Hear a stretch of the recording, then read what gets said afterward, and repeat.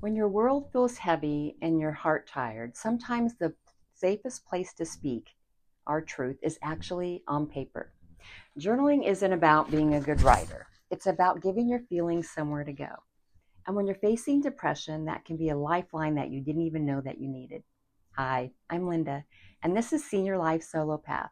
If you're over 60, navigating life after divorce or loss, or actually any age, I guess, this is the space for you. Here I share stories, tools, and truths to help us rebuild our lives with hope, even when it feels like too much. Senior Life Solo Path is about helping us live our lives fully, safely, and meaningfully as a solo senior, one conversation at a time. So let's get to it.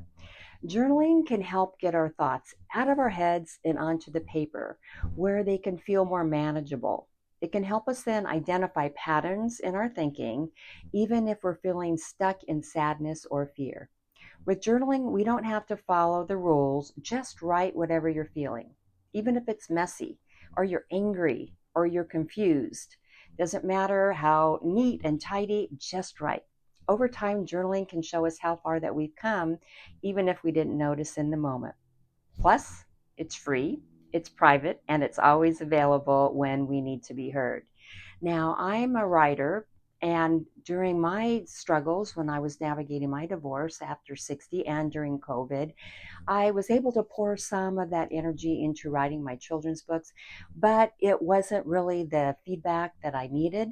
So I had found this 5-second journal, and it was super helpful because it actually gives like a gas gauge.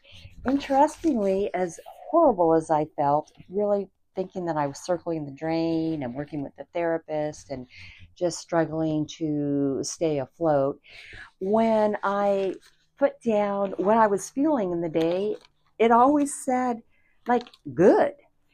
And clearly, then I was not in touch with my feelings, or I would have been saying crummy as crap. But the point is that as I reread it after, I could see then the natural progression of being able to focus a little bit as each day went on. And I am newly married, and recently my husband and I went to my wonderful mother in law's house. And she had shared, when I was telling her what I was going to be speaking to you about, that she also had journaled, and she sent us off with a few of these, and it gave me just a greater appreciation of who she is and some of the struggles that she was going through on any given day, just like all of us. So if you are just in a tough place, or maybe you don't feel comfortable yet finding a therapist and sharing those feelings, then journaling is a great place to start. If any of this has resonated with you, I would love for you to comment, subscribe, or like.